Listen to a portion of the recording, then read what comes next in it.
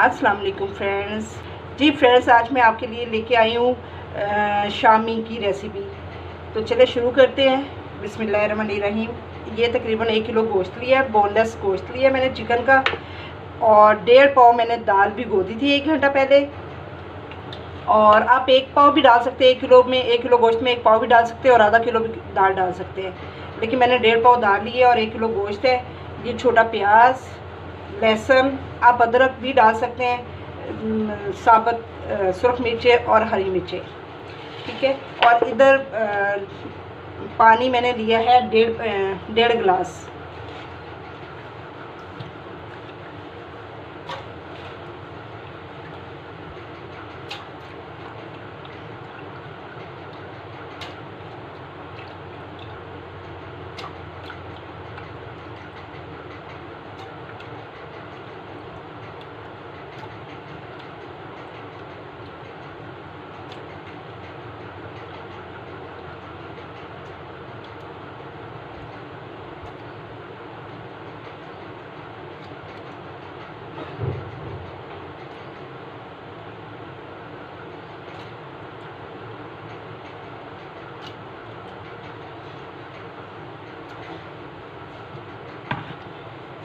गोश्त डाला, बोनलेस गोश्त है ये चिकन का।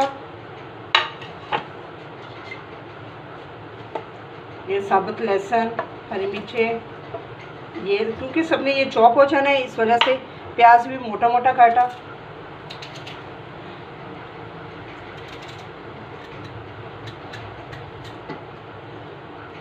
ठीक है, डाला।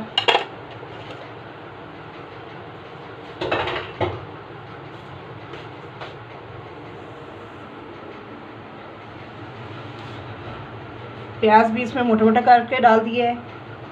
नमक 1 चम्मच, आप हस्बे जायका भी ले सकते हैं। कुटी हुई लाल मिर्च 1 टेबलस्पून, पीसी हुई लाल मिर्च, हल्दी हाफ, जो उससे थोड़ा कम ले सकते हैं, और ये सूखा साबुत धनिया, और ये गरम मसाला हाफ टेबलस्पून, ठीक है। आप साबुत गरम मसाला भी डाल सकते हैं, बस वो थोड़ा सा चॉप करते हो थोड़ा सा मसला होता है, ध्यान करना पड़ता है, अदरवाइज़ आप पिसा वो भी डाल सकते हैं, ठीक है। अब हम इसको वेट लगा देंगे।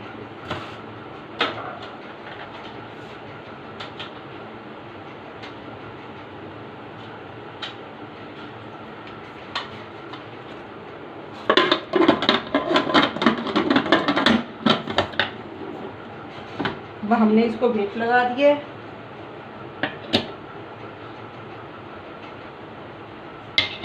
ये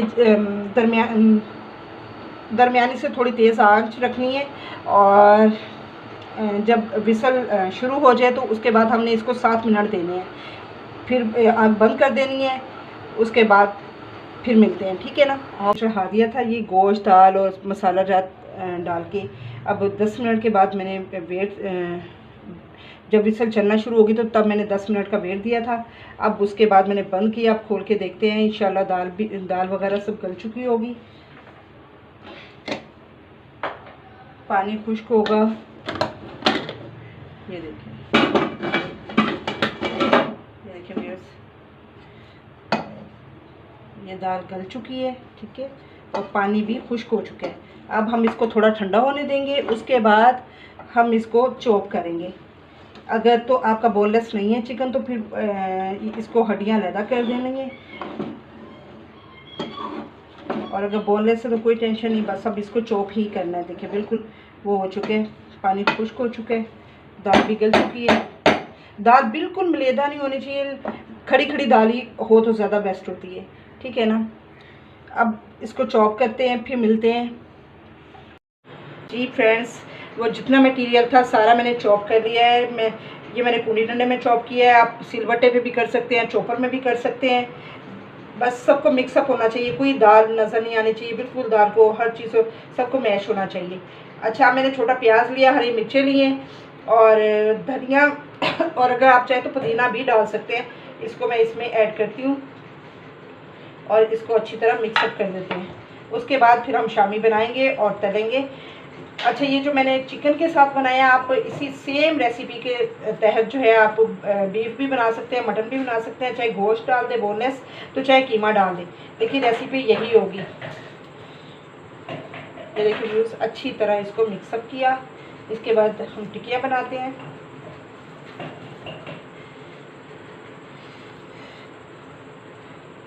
पुदीना अगर आप लोग को पसंद हो तो डालिएगा, नहीं तो ज़रूरी नहीं है।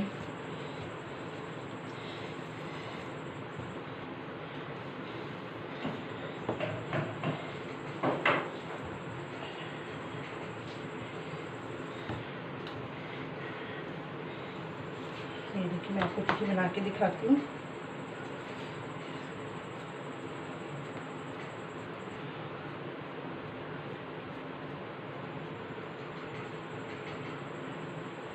पहले बॉल बनाया, उसके बाद थोड़ा सा उसको प्रेस किया, साइडों पे यूं किया, और ये हमारी शामी तैयार है।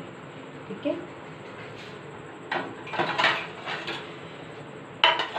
इसी तरह हम बनाते जाएंगे और बना के फिर मैं आपको तलने का बताती हूँ। ठीक है,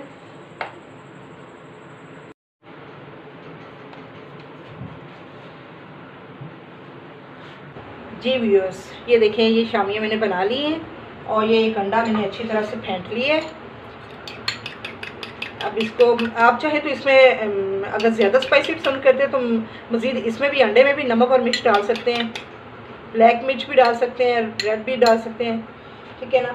अब हम इसको करके तवे पे मैंने घी डाला है, तो इसको तवे पे मैंने घी नहीं, ऑयल डाला है, तो हम इसको शैलो फ्राई करेंगे। ठीक है ना। आप फ्राई पैन पे भी शैलो फ्राई कर सकते हैं।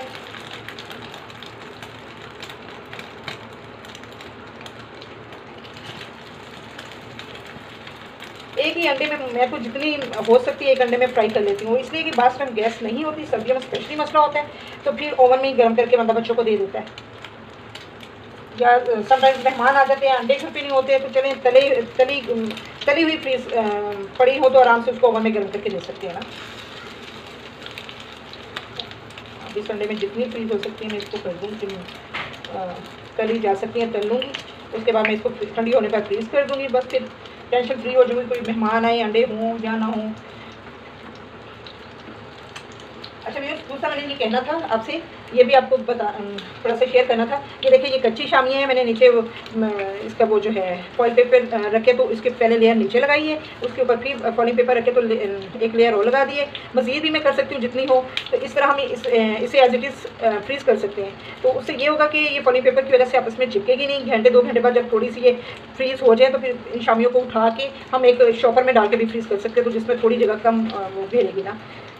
तो इस तरह भी फ्रीज़ कर लेती हूँ, और इस तरह जितनी फ्राई हो जाए उसको भी फ्रीज़ कर लेती हूँ।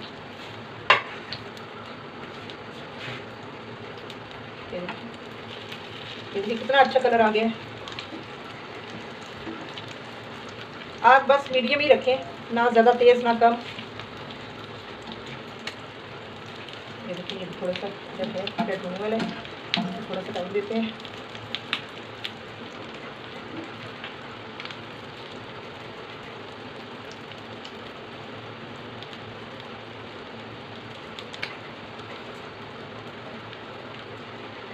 ये जो थोड़ी सी होगी है, एक साइड इसकी हो चुकी है, एक साइड हम उठा के यहाँ रख देते हैं, तो वो खुद ही होती जाएगी।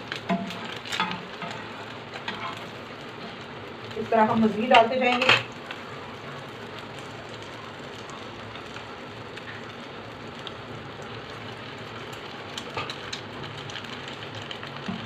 ये भी एक साइड हो चुकी थी, इसको भी मैंने एंड पे कर दिया।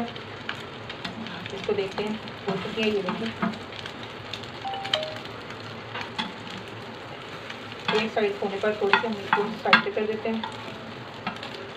ये भी हो चुकी है।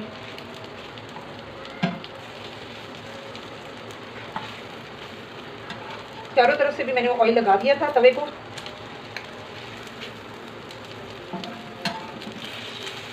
ये भी होने वाली है, इसी देर में हम ये कर लेते हैं।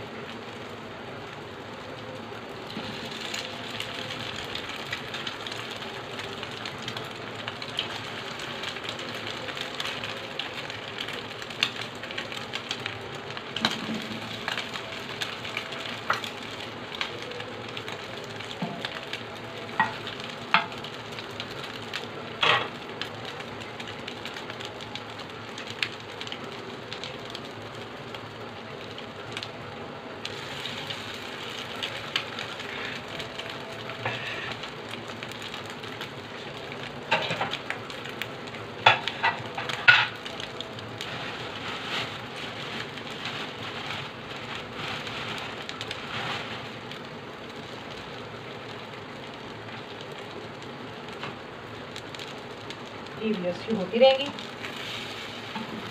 ये देखो इसकी दोनों साइडें हो चुकी हैं, इसकी भी हो चुकी हैं।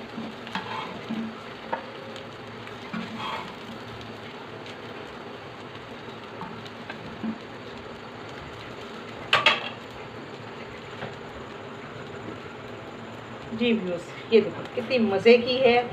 ये आप केचप से खाइए या जो मैंने टमाटर की चटनी बताई थी उससे खाइए, बहुत टेस्टी। एक दफ़ा ज़रूर ट्राई कीजिएगा और फीडबैक ज़रूर दीजिएगा, दुआ में याद रखिएगा। ओके फ्रेंड्स, अल्लाह हाफिज़।